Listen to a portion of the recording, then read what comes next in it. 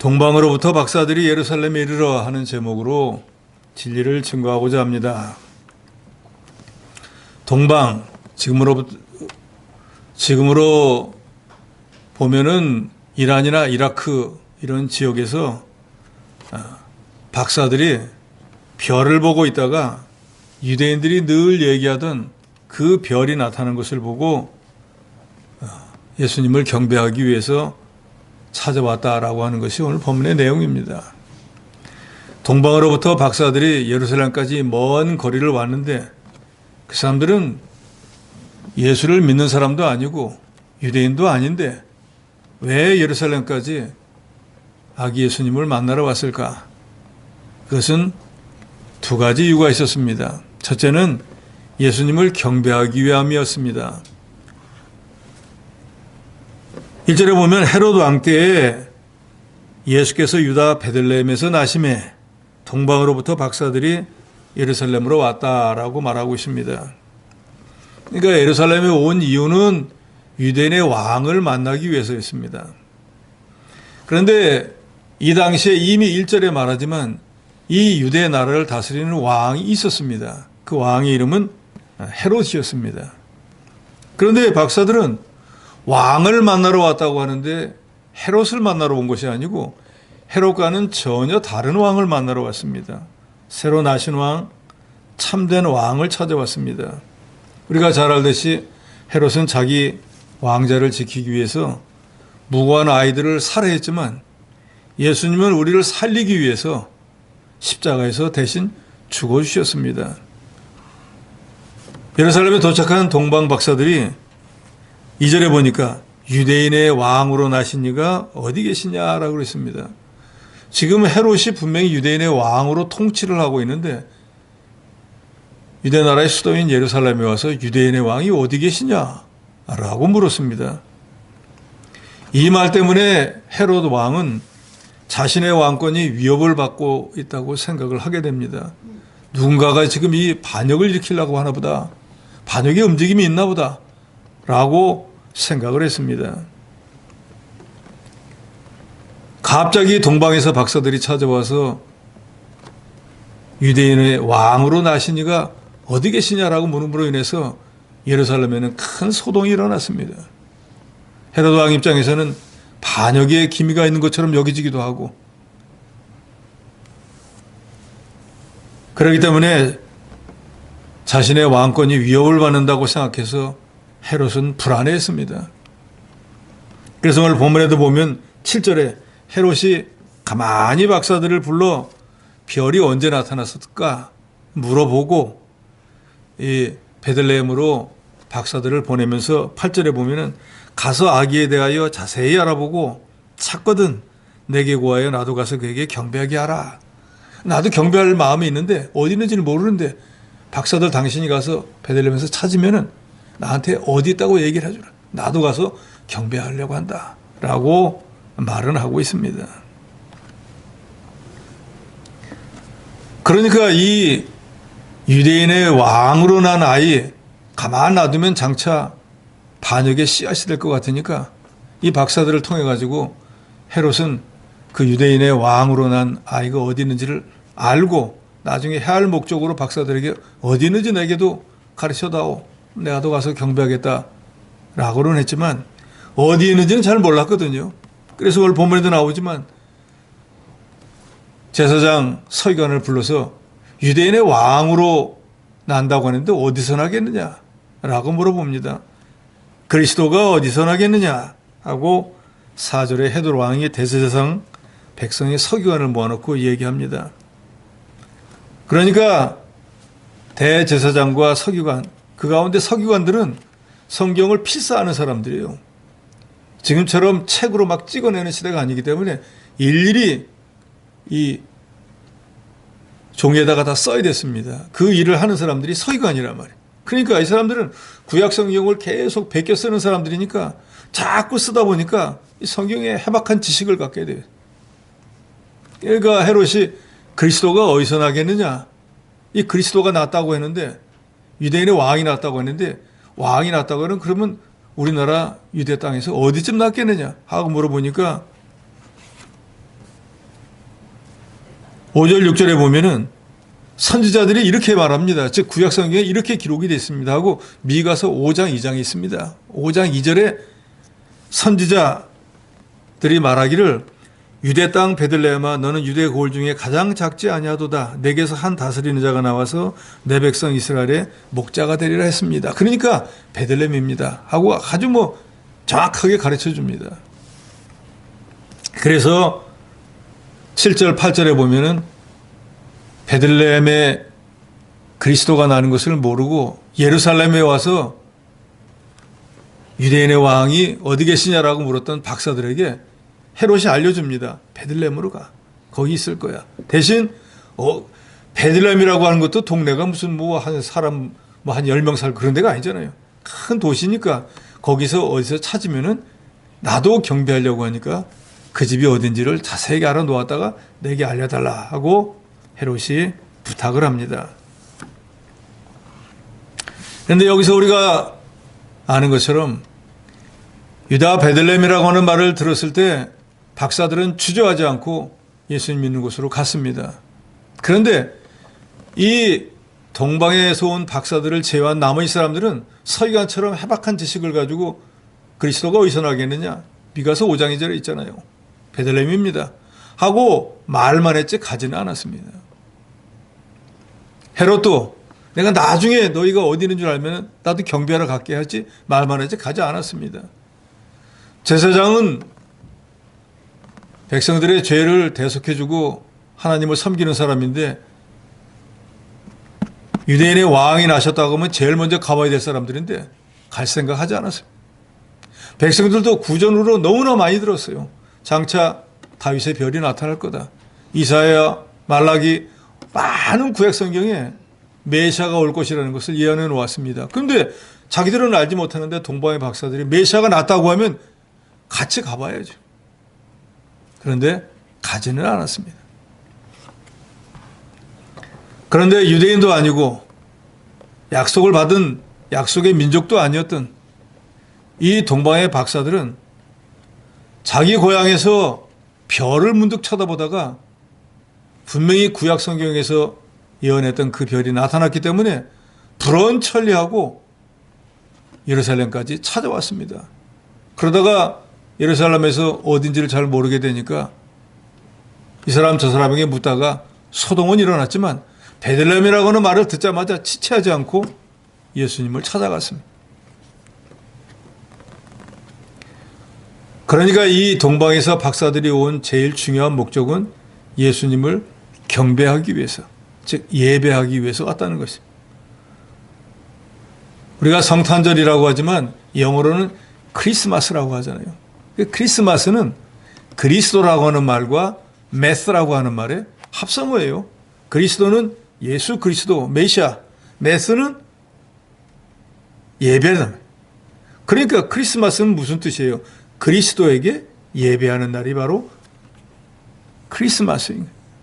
근데 많은 성도들이 이 그리스도에게 예배하는 이유, 근본적인 원리는 깨닫지를 못해서 후대에 어떤 사람이 만들어 놓은 산타라고 하는 이 허접잖은 얘기가 다 미혹이 돼버려가지고 산타는 중하게 여기고 예수는 다 갖다 내버리는 게 오늘날의 성탄절이 돼버렸어요. 성탄절을 지킨다고 할지라도 그저 형식적으로 하고 만난 음식 먹고 자기들끼리 즐겁고 바깥에 나가서 즐겁게 하는 그게 성탄절로 생각을 해버려요. 저도 예수 믿기 전에 믿지도 않았으면서 오늘 성탄절 2부잖아요.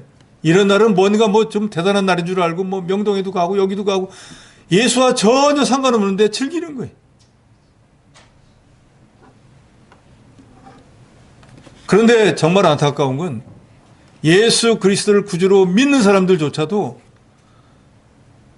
산타크로스를 예수보다 더 앞장세우는 이 시대가 돼버렸다 이 말이에요. 크리스마스는 말 그대로 그리스도에게 예배를 드리는 날이에요. 그리스도를 경배하는 날입니다. 우리가 주일날도 이 교회의 머리가 되시는 예수 그리스도를 영화롭게 하고 그분에게 영광을 돌리고 찬양과 기도를 드리는 날이지 않습니까? 크리스마스는 특별히 우리 같은 죄인들을 구원하시기 위해서 이 육신의 몸을 입고 세상에 오신 그 주님에게 경배하는 날이에요. 그 주님이 이 세상에 오시지 않았다고 하면, 예수가 세상에 오시지 않았다고 하면 우리는 우리 조상이 물려준 죄, 내가 지은 죄값으로 영원한 지옥에 가서 고통과 고민을 당할 그런 존재였습니다. 그런데 우리 대신 우리 죄를 짊어지시기 위해서 예수 그리스도가 이 세상에 오신 날, 그래서 우리가 그 주님의 은혜에 감사해서 그 주님을 예배하는 날이 바로 성탄절인 것입니다. 크리스마스인 거예요. 아직 철없는 아이들이나 그날에 양말짝 속에 선물 안 줬다고 징징거리지만 어른들은 이제는 좀 깨달아야 돼. 그래도 요새는 조금 나아진 것은, 이전처럼 이 크리스마스 이브라고 막 왁자지껄하고 이런 게 좀 없어진 것은 잘 된 것 같아. 그런데 또 주변 사람들에게 이 소음이라고 해가지고 새벽송 부르고 다니는 거, 이런 것도 다 못하게 하니까 또 일장일단은 있어요.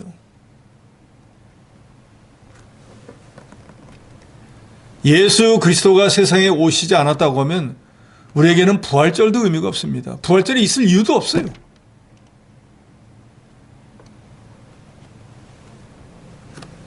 육신의 몸을 입고 주님이 세상에 오셨기 때문에, 우리를 위한 대속의 죽음을 죽었다가 다시 살아나셨기 때문에 부활도 의미가 있는 거예요. 우리도 부활할 수 있게 된 것입니다. 그러니까 모든 구원의 시초가 우리 주 예수 그리스도가 세상에 오신 것부터 이제. 그런데 그분이 왜 왔습니까? 저 여러분을 구원하기 위해서 오셨다는 거예요. 그분은 본체가 하나님이시잖아요. 나를 위해 이 세상에 오실 이유가 없습니다. 더더욱이 저 여러분을 위해서 대신 죽어주실 이유는 더더욱 없습니다.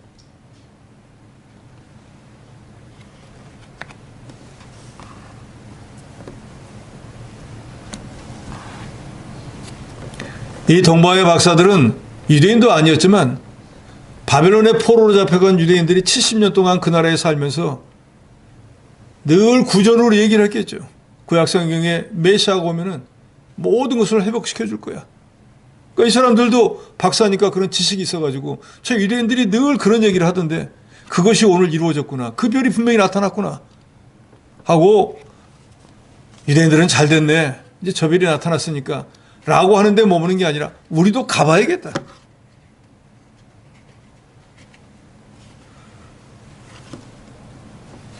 예수님도 말씀하시죠. 신학의 요한복음에 보면 와보라. 예수가 궁금하면 와보라는 거예요. 구원과 영생을 얻고 싶으면 와보라는 거예요. 아, 예수 믿으면 천국 가니까 좋겠다 말만 하고 끝내버리는 어리석은 사람이 되지 말고, 정말 그러한가 와보는 사람이 되어야 된다. 사람이 죽었는데 어떻게 다시 부활할 수가 있어? 예수님께서 내가 사흘 만에 부활하리라 그렇게 말을 많이 했어도 제자들은 믿지 않았습니다. 그런데 막달라 마리아는 새벽 미명에 무덤으로 갔습니다. 여러 가지 어려운 일들이 많이 있어요. 장애물이 많잖아요. 인봉해 놨죠. 그 무거운 돌을 자기가 어떻게 굴려요? 그 새벽에 위험할 수도 있는데 거기까지 간다는 게. 그런데 가보는 거예요. 이게 신앙이거든. 와보라 할 때 와보고 가보라 할 때 가보는 게 신앙이라 그 말이에요. 가면 좋겠지. 오면 좋겠지. 말만 하면은 아무 역사도 일어나지 않습니다. 하나님의 역사는 저도 여러분도 잘 알지만 하나님의 말씀을 순종할 때 역사하시는, 참 좋은 말씀이다 하면 그것으로 그치고 마는 거예요. 역사는 없습니다. 와보라 할 때 와보든지 가보라 할 때 가보는 사람에게 역사가 임하는 거예요. 날 때부터 하나님을 믿는다고 하고 할례받았다고 하는 유대인들 누구도 이스라엘의 왕으로 태어난 예수님을 경배하러 가지 않았습니다. 그런데 그저 구전으로만 듣고 지식으로만 알았던 동방의 박사들은 정말로 예수님을 경배하기 위해서 그 먼 길을 찾아왔어요. 그래서 이 동방의 박사들이 예수님을 찾아온 그것을 박임선 목사님은 세 가지로 말했다 그러잖아요. 불고가사, 집안일을 돌보지도 않고, 불사노고, 고생도 생각하지 않고, 불원천리, 먼 길도 멀다 하지 않고 그저 예수님을 만나야겠다, 예수님께 경배해야겠다 하는 그 마음으로 찾아왔다는 거예요. 세상 일에 얽매인 사람은 예수님을 찾아갈 수가 없습니다. 육신의 평안을 위해서 고난받는 거 싫어하는 사람도 예수님을 만날 수 없습니다. 주님을 세상에 어떤 다른 것보다도 귀히 여기고 사모하는 사람이 주님을 만날 수 있습니다. 우리 성도들도 이 동방의 박사들처럼 사모하는 마음, 주님의 은혜에 정말로 깨닫고 감사하는 마음이 있을 때 우리 주님을 진실로 찾을 것입니다.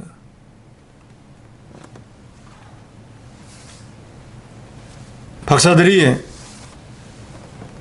11절에 보니까 집에 들어가 아기와 그의 어머니 마리아가 함께 있는 것을 보고 엎드려 아기께 경배했다 그랬습니다. 원래 동방의 박사들이 온 이유가 예수님께 경배하기 왔기 때문에 와서 보니까 마리아 옆에 어린아이가 강보에 쌓여 있는 거예요. 금방 난 아이가 앵앵 울고 있는 거예요. 저 아이가 어떻게 유대인의 왕이야? 내가 나이가 얼만데 저 아이한테 저 아이가 왕이야? 겉으로 보면 왕이라고 대할 수가 없습니다.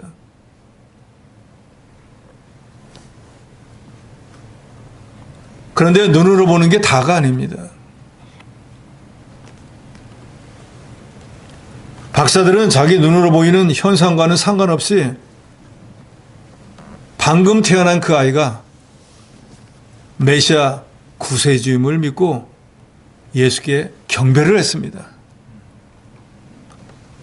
이 아기 예수님이야말로 구약성경에서 예언한 메시아이시고 이분은 바로 인간의 생사화복 흥망성쇠를 주장하는 하나님이시고 인간의 모든 죄를 사해 주실 능력을 가진 그분인 것을 믿고 이분을 만나게 된 것을 너무나 감사해서 나이 많은 노인이 그 방금 태어난 어린이한테 넙죽 절을 했습니다. 예수님의 탄생은 하나님이 인간을 찾아오신 것입니다. 우리 기독교가 타 종교와 다른 점은 바로 이거예요. 다른 종교들은 산속에 있는 자기 그 믿는 사람, 믿는 신을 찾아가잖아요. 대부분이 다 찾아가잖아요. 무당도 찾아가잖아요. 그런데 우리 하나님은 우리를 찾아오셨어요. 찾아온 거에 그치지 않습니다. 우리와 늘 또 함께 계셔요. 일부러 찾아다닐 이유도 없어요. 세상에 이런 신은 딱 한 분밖에 없어요. 그래서 우리는 그 하나님을 임마누엘이라고 부릅니다. 임마누엘은 하나님이 우리와 함께 계신다라는 뜻이잖아요. 저 여러분이 예수를 구주로 믿는 그 순간에 성령 하나님 우리 안에 들어가게. 그래서 이 성령 하나님 우리를 절대로 버리지도 않고 떠나지도 않아요. 그래서 우리가 이제 예수를 구주로 믿은 그 후로는 하나님은 늘 나와 함께 동행하시. 내가 어디를 가든지 무엇을 하든지 죽는 날까지 함께하고 우리 영혼이 천국에 가면 거기서 또 주님과 동행합니다. 지금은 새 찬송가에서 빠져버린 찬송가 중에 나 죄 중에 헤매며 다녔지만 날 버리지 않으시 믿습니다. 그 가사가 있지 않습니까? 내가 아무리 죄 중에 돌아다녀도 주님은 나를 안 버려요. 왜? 내 안에 계신 주님이 떠나지 않거든요. 내가 내 입으로 나 이제 예수 안 믿을 거야 하는 경우를 제외하고는 주님은 늘 나와 함께 계십니다. 그 뒤 가사에 나오잖아요. 주 언제나 나 함께 늘 동행해 주시네. 늘 동행해 주시는 하나님, 그분이 바로 임마누엘의 하나님이시. 그러니까 우리가 동바의 박사처럼 이 주님을 경배하는 생활, 예배하는 생활, 특별히 내일이 우리가 성탄절 크리스마스로 지키는데 주님께 예배하는 것이 제일 중요하다는 것을 저희가 깨달아야 됩니다. 그리고 그것이 12월 25일 하루뿐만이 아니라 우리의 삶이 늘 주님을 경배하는 예배하는 생활이 되어야 될 것입니다. 두 번째로 동방의 박사들은 예수님께 예물을 드렸습니다. 이 사람들은 찾아온 목적이 첫째는 예수님을 경배하기 위해서, 둘째는 예수님께 예물을 드리기 위해서 왔습니다. 누가복음 2장 7절에 보면 첫 아들을 낳아 강보로 싸서 그 위에 뉘었으니 이는 여관에 있을 곳이 없음이로라 그랬습니다. 보통 사람들은 그래도 자녀를 생산하면은 요새 같으면 뭐 대단한 시설을 갖춘 그런 데 가서 아이를 낳지만 이전에 아무리 그래도 집에서라도 낳잖아요. 그런데 우리 예수님은 어디 갈 만한 데가 없어가지고 우리가 잘 알듯이 말이 자기 먹이 먹는 말 구유에서 세상에 이렇게 신이라고 일컫는 자가 이런 천한 곳에서 태어나신 분은 우리 주 예수 그리스도밖에 없습니다.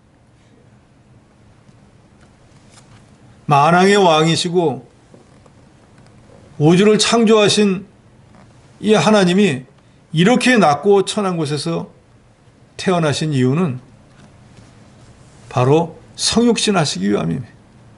성육신이라고 하는 건 하나님이 육신의 몸을 입고 세상에 오셨다 그 말이죠. 그래서 빌립보서 2장 6절로 8절에 보면 그는 근본 하나님의 본체시나 하나님과 동등됨을 취할 것으로 여기지 아니하시고 오히려 자기를 비워 종의 형체를 가지사 사람들과 같이 되셨고 사람의 모양으로 나타나사 자기를 낮추시고 죽기까지 복종하셨으니 곧 십자가에 죽으심이라. 예수님은 하나님이라 이 우주에서 가장 높으신 분인데 이 땅에 오셨다는 것은 낮아지신 거예요. 부유하신 분이 가난하게 되신 것이고 그런데 그 모든 것은 저와 여러분을 위함이라고 해요. 예를 들어서 집에서 반려견이라고 하지 않습니까? 친구처럼 요새는 개나 고양이를 잘 키우잖아요. 근데 그 개나 고양이는 자기 주인 마음대로 해요. 이뻐하다가 마음에 안 들면 갖다 내버리기도 하고 그러잖아요. 주인이 괘씸하다고 생각하면 밥을 안 주기도 하고 그런다고 해가지고 그 개나 고양이가 주인한테 와가지고 뭐 어떻게 할 수가 없어요. 왜 밥 안 주냐고 따질 수도 없고 왜 나를 버리냐고 할 수도 없어요. 우리도 하나님 볼 때는 그 정도밖에 안 되는 거예요. 그런데 그 주인이 그 개나 고양이를 너무나 사랑해가지고 개나 고양이 집에 가서 같이 사는 거예요. 자기 좋은 집을 두고. 그럼 그게 얼마나 낮아진 거예요. 그렇잖아요? 하나님이 하늘나라에 그 천국에 좋은 집을 두고 이 땅에 우리 같은 것들 욥기서에 보면 구더기 같다 그러잖아요. 구더기 같은 우리를 같이 와서 사신 거예요. 그건 마치 내가 내 반려견을 너무 키워해서 개 집에 같이 들어가 사는 거와 똑같은 거예요. 똑같은 게 아니라 그거보다 훨씬 더 낮아진 거예요. 하나님은 창조주고 우린 피조물이잖아요. 개도 피조물이고 우리도 피조물이잖아요. 그러니까 같은 피조물인데 우린 좀 지능이 높은 존재일 뿐이니까 개 집에 들어간다고 해도 낮아지긴 낮아졌지만 사람이 개처럼 됐으니까. 그런데 하나님이 우리와 같이 됐다는 건 그건 비교가 안 될 정도로 낮아진 거라 그 말입니다. 근데 왜 그렇게 하셨습니까?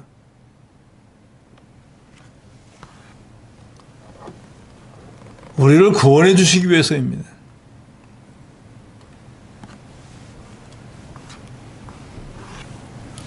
하나님이 우리와 같은 존재들을 같은 모양으로 있을 이유가 없습니다. 예를 들어서 이렇게 생각해 보세요. 자기 개를 너무 귀여워하니까 주인이 같이 자면 개가 좀 그럴 거 아니에요. 개 이 껍질을 쓰고 들어가서 같이 개처럼 있는 거예요. 그 보통 어려운 일이 아닐 거 아니에요. 그 생활을 33년을 우리를 위해서 하셨다 그 말이에요. 더더욱이 그 마지막은 뭡니까? 우리를 위해서 대신 죽어주셨다는. 우리가 대속의 죽음 하는데 그냥 뭐 예수 믿는 사람들이 다 뭐 예수가 나 위해서 다 죽었지라고 단순하게 얘기를 하지만 생각해 보세요. 자기 개를 위해서 죽는 사람이 있겠습니까?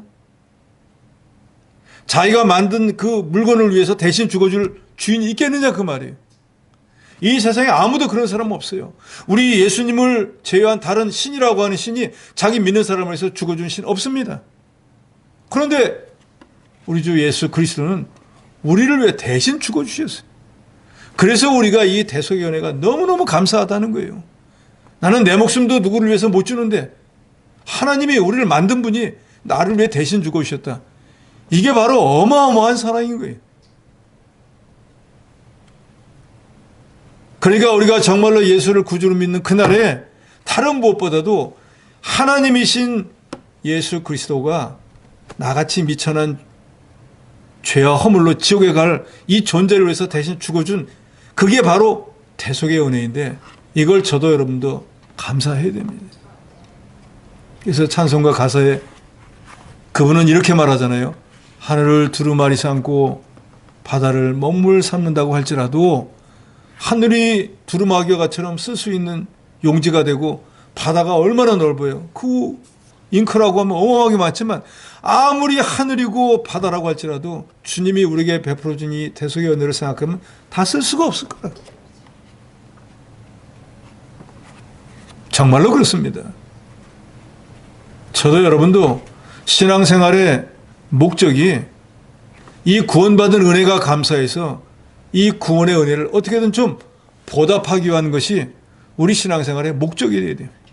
아직도 받지 못한 여러 가지 은혜 복을 받기 위해서 신앙생활을 하는 게 아니라 이미 받은 이 구속의 은혜 이게 너무나 감사해서 혹여 내게 뭐 이런저런 재능이 있고 또 내게 다른 사람보다 좀 물질이 많고 내가 다른 사람보다 시간이나 이런 것이 있으면 그래서 그것을 주님을 위해서 하나님의 교회를 위해서 복음을 위해서 사용한 그런다고 하면은 주님이 내게 주신 은혜 얼마큼이라도 요만큼이라도 보답하는 게 되지 않겠어요?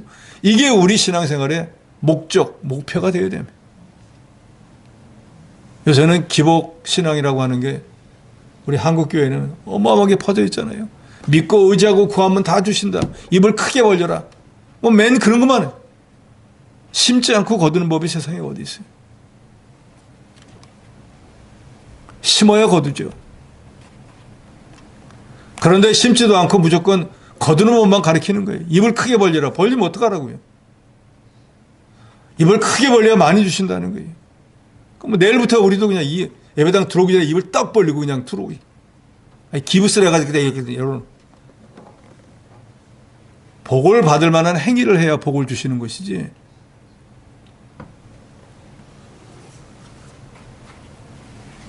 우리는 이제는 하나님으로부터 너무나 큰 복을 받았습니다. 여기 계신 여러분들은 다 예수를 구주로 믿고 구원 얻은 성도들이시잖아요. 우리가 성도가 된 그 공로는 누구예요? 우리 주 예수 그리스도의 보혈의 덕이. 우리를 위해서 대신 죽어주신 그것을 우리는 그 피를 믿는 믿음 때문에 하나님의 자녀가 되는 권세를 얻었고 성도가 되었고 그래서 주의 일을 조금 다른 사람보다 잘하니까 집사나 권사, 장로, 목사 이런 직분도 주신 거예요. 그분이 만약에 세상에 오시지 않았다고 하면 우리에게는 이런 것들이 있을 수도 없습니다. 천국이 우리 기업이 될 수도 없었어요.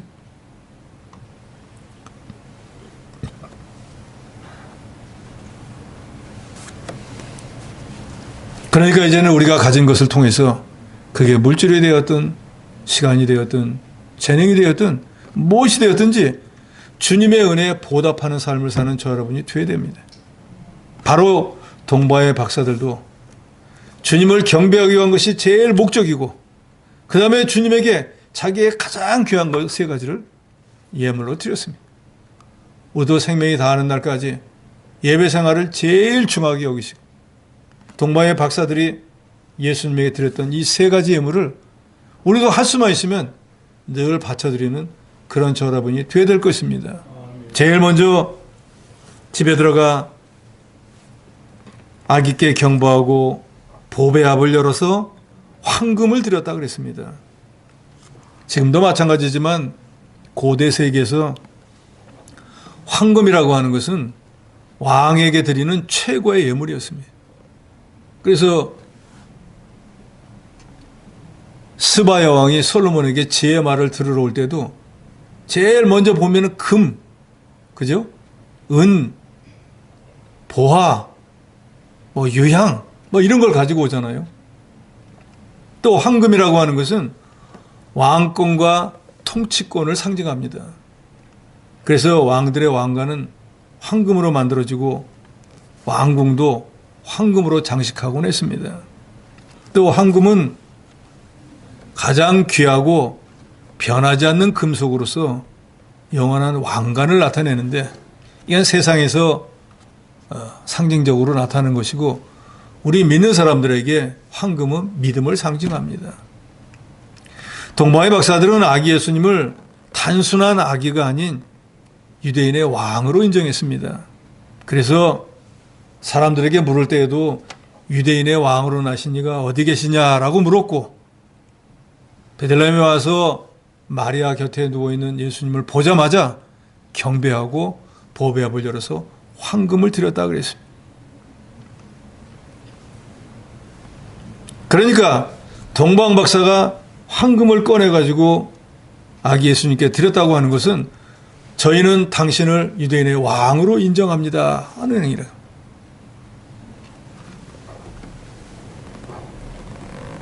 외형이 아니라 본질이 중요합니다. 우리가 입으로 예수님을 주님이라고 하고 주 예수보다 더 귀한 것은 없네 찬송을 아무리 불러 제낀다고 할지라도 실제로 저와 여러분의 삶을 지배하는 것이 정말로 예수 그리스도입니까? 아니면은 불신자들처럼 돈이나 명예나 권세입니까? 우리의 시간과 재능과 재물의 진짜 주인은 누구입니까? 동방 박사들처럼 우리도 우리 삶의 주인이 바로 예수님이라는 것을 인정하고 있습니까? 동방 박사들이 제일 먼저 황금을 아기 예수님께 드린 것은 당신이 바로 우리 왕입니다 라고 하는 고백인데 오늘 저와 여러분도 이번 성탄절에 우리의 믿음으로 당신이 우리 왕입니다 하는 황금의 예물을 드리는 저 여러분이 되어야 될 것입니다. 그게 바로 예수님께 최고의 예물을 드리는 거예요.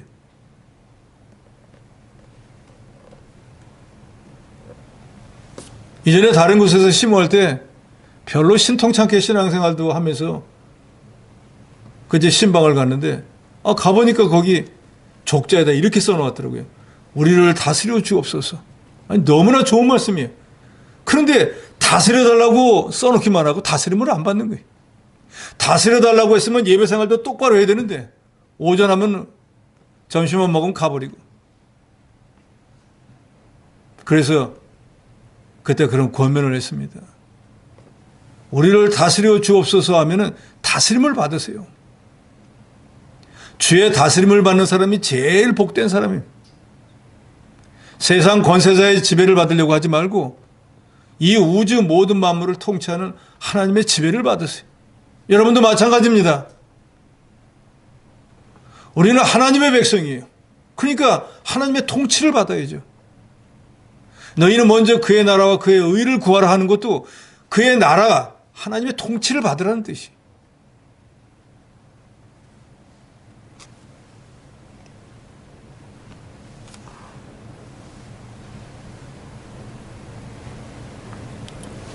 우리가 예수님께 황금을 드리는 것은 정말로 돈을 모아갖고 황금을 사다 드리는 게 아니라 우리 삶의 모든 영역에서 주님을 최고로 인정하는 거예요. 그게 바로 황금을 드리는 것 같은 우리의 믿음을 드리는 것이다. 모든 일에 주님을 제일 앞장 세우는 거예요. 왜? 내게 있어서는 이 황금보다도 주님이 더 귀해. 이렇게 인정하고 그런 삶을 사니까 주님께 황금을 드리는 생활과 같다 그 말입니다. 나의 주인이 누구인지를 저도 여러분도 분명히 알고 믿어야 됩니다. 자기를 아는 자가 제일 강한 자예요. 나의 주인이 누구인가? 내가 내 주인인가? 아니면 나라의 대통령이 내 주인인가? 회사 사장이 내 주인인가? 누가 내 주인인가를 알아야지 그 주인을 섬길 거 아닙니까? 우리가 이 세상에 발을 딛고 살지만 나라에서는 대통령의 통치를 받아야 되고 회사에 나가면 사장의 통치를 받아야 되지만 그것은 피상적으로 눈에 보이는 것뿐이고 정말로 우리의 모든 것을 주관하는 분은 하늘에 계신 우리 주 예수 그리스도 하나님인 것을 믿으시기 바랍니다. 우리는 그분의 통치를 받고 사는 백성이에요. 그래서 우리가 이 세상 떠나면 그분이 있는 나라로 가는 거예요. 그러니까 지금 이 땅에 있을 때에도 우리는 그 주님의 통치를 받는 삶을 살아야 됩니다. 그 주님을 우리의 왕으로 여기고 그분에게 세상 다른 것보다도 제일 귀중한 분이라는 것을 믿는 믿음을 드리는 것이 바로 황금을 드리는 것과 같다는 거 여러분 믿으시기 바랍니다. 두 번째로는 유향을 드렸다 그랬습니다. 유향은 아라비아 지방의 관목에서 채취한 송진인데 이건 성전 제사를 지낼 때나 헌물로 드릴 때 흔히 사용을 해서 제단 위에서 태우는 최상품의 향품입니다. 그걸 태우면 향기가 하늘로 올라가잖아요. 그래서 이 유향은 기도를 상징합니다. 그리고 또 예수님의 3직, 왕직, 두 번째로 선지자직. 모든 선지자들은 주의 일을 할 때 하나님에게 기도하고 능력을 받아서 일하는 것이지 자기 생각대로 하는 것이 아닙니다.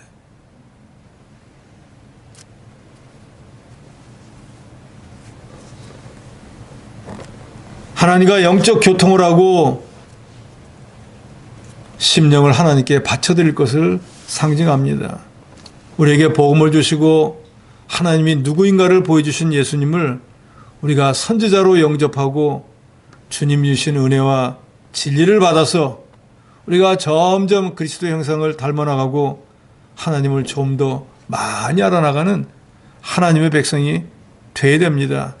우리가 그리스도 안에서 날마다 말씀으로 진리대로 우리 자신을 예수님을 점점 닮아나가는 그것이 바로 그리스도에게 유향을 예물로 바치는 것과 같습니다. 모든 일에 작은 일이 되든 큰 일이 되었든 기도로 시작하고 기도로 마치는 그것이 바로 주님께 유향을 바치는 것과 같아요. 이 시대에 우리는 뭐 눈에 보이는 황금을 드리고 실제로 향이 나는 유향을 드릴 것이 아니라 우리 주 예수 그리스도를 왕으로 인정하며 크게 내가 주님께 황금을 드리는 것과 같은 거예요. 내가 모든 일에 주님의 능력을 의지해서 하나님 앞에 기도한다고 하면 그게 바로 유향을 드리는 것과 같다 그 말입니다.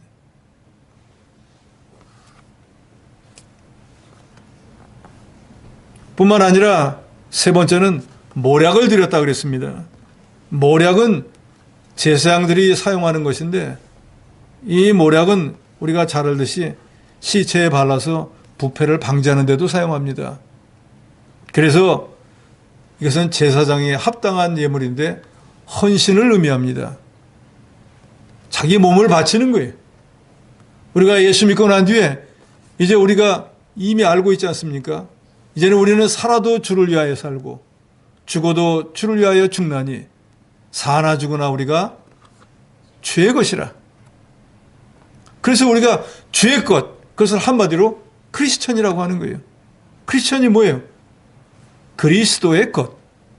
크리스마스, 그리스도 경배하는 날.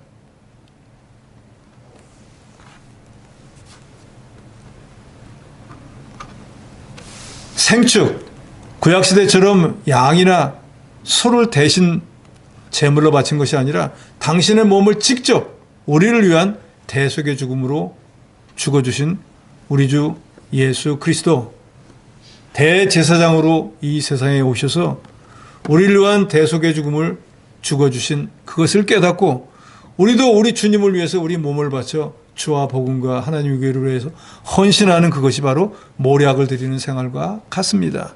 그러니까 동방에서 박사들이 그 먼 길을 불원천리하고 온 제일 첫 번째 이유는 유대인의 왕으로 나신 예수님을 경배하기 위한 것이. 우리도 예수를 구주로 믿고 난 이후로는 이제는 이 예배 생활이 우리 모든 생활의 중심이 되어야 돼요. 왜요? 이 예배를 통해서 영광을 받으시는 분이 바로 우리를 위해서 대신 죽음을 죽으신 우리 주 예수 그리스도니까. 지금은 그런 것이 없지만 제가 초등학교 다니고 그럴 때 보면은 이 할아버지나 누가 세상을 떠나면 마루에다가 이렇게 제상을 차려놓고 3년상 한다 그래가지고 3년 동안 거기다 날마다 아침 저녁으로 뭘 떠놓고 가면 방학 때서 가면 먼저 절해야지 하면 거기 가서 절해야 되고 그랬잖아요. 죽은 조상을 위해서도 3년씩 하는데 왜 그런 거예요? 자기를 낳아주고 길러준 부모니까 그게 고마워서 그런 거 아니에요? 그러면 우리를 영원한 지옥의 사망에서 해방시켜준 우리 주 예수 그리스도를 위해서 우리는 어떻게 해야 되겠어요? 평생을 그렇게 하는 게 당연하다 그 말이에요. 그러지 않습니까? 그게 바로 예배 생활인 거예요.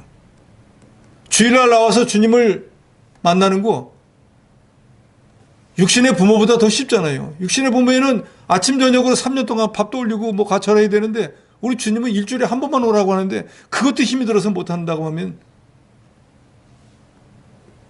우리를 자녀로 삼아주시고 대신 죽어주시고 죽는 날까지 우리 영혼을 지켜주시는 주님 앞에 우리가 너무한 거 아닐까요? 그러니까 이제 우리도 동방의 박사들처럼 예배를 중시하는 저 여러분이 되어야 될 것입니다. 그리고 우리의 이제 삶을 통해서 동방의 박사처럼 우리도 우리의 주님을 우리의 주인으로 믿고 의지하는 믿음을 늘 드리고 모든 일에 기도로 늘 주님 앞에 구함으로 우리의 향이 주님 앞에 전달이 되는 그런 저희가 되어야 될 것이고 모략처럼 이제는 주를 위해서 우리의 몸이 됐든 우리의 무엇이 되었든지 헌신하고 바쳐드릴 수 있는 그런 저와 여러분이 된다고 하면 우리도 동방의 박사처럼 주님을 기쁘시게 하고 주께 영광을 돌리는 그런 저와 여러분이 될 것입니다. 이번 성탄절에 우리가 주님을 예배하며 주님이 원하시는 이런 예물을 드려서 정말로 구원해 주신 우리 주님을 영화롭게 하고 기쁘게 해드리는 저 여러분이 되시기를 주의 이름으로 축원합니다.